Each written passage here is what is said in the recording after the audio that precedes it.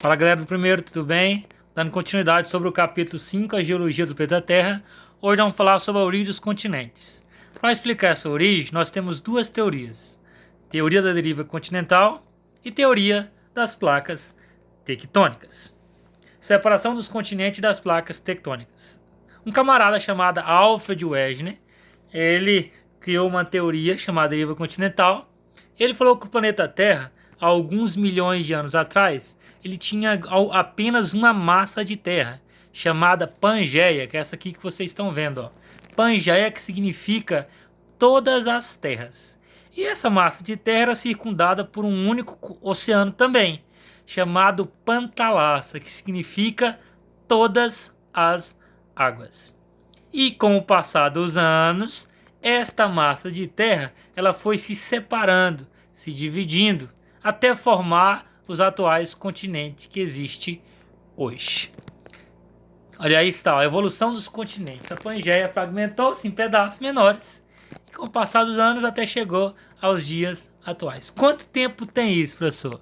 Mais ou menos cerca de 225 milhões de anos. Se você observar bem, ó, primeiro era a Pangeia, que depois se dividiu em Laurásia e Gondwana, né, e assim por diante, até chegar à atual configuração dos continentes que existe hoje. Entendeu? Normalmente, quando ele criou essa teoria, e ele postou essa teoria em algumas revistas científicas da época. Que época que foi essa? Ali no finalzinho do século, comecinho do século XX. As pessoas não acreditou muito nele, falou que estava ficando doido. E para poder ele confirmar que a teoria dele estava certa, ele criou alguns argumentos. Os 4 argumentos são esses: morfológicos, geológicos, paleontológicos e paleoclimáticos. Ele utilizou esses 4 argumentos aqui. Nós vamos ver eles. Primeiro, argumento morfológico. Você pode observar aqui. Constatou que os continentes apresentavam formas complementares, permitindo tal encaixe. Observe aqui, ó, América do Sul e a África. Observe que ele se encaixa quase que perfeitamente. Igual leite com café, leite com chocolate, queijo com goiabada, churrasco com cerveja e assim por diante. Se encaixa perfeitamente os continentes. Ou seja, se encaixa perfeitamente, alguns anos atrás, alguns milhões de anos atrás, significa que eles eram grudados juntos. Esse foi o primeiro argumento. Segundo argumento, ó, a foto dele aí, ó. Esse é o Alfred Wegener. Verificou que algumas rochas que existem na África do Sul e da América do Sul eram semelhantes, o que apenas pode ser explicado se considerar que esses dois continentes no passado estiveram juntos. Então esse foi um outro raciocínio que ele levou para formar que existia apenas um continente no passado. Outro argumento, argumento paleontológico. Para o Wegener, encontrou semelhanças em alguns fósseis existentes nos diversos continentes.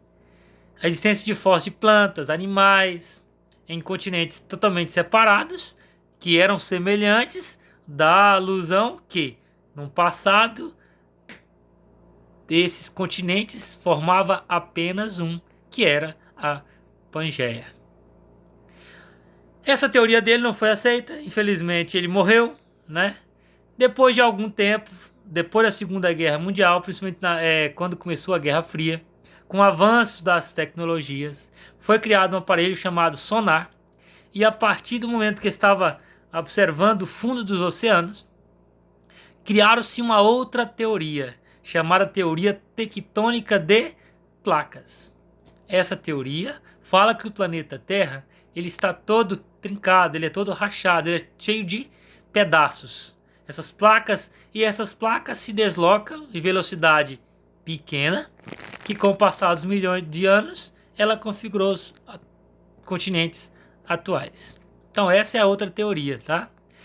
A litosfera é uma camada rígida que engloba a totalidade da crosta e a parte mais superficial rígida do manto. A tenosfera situa sob a litosfera, comportando-se como um fluido, possibilita os movimentos das placas. Como se fosse ali, ó, por baixo da crosta, um líquido que faz com que esses pedaços flutuam.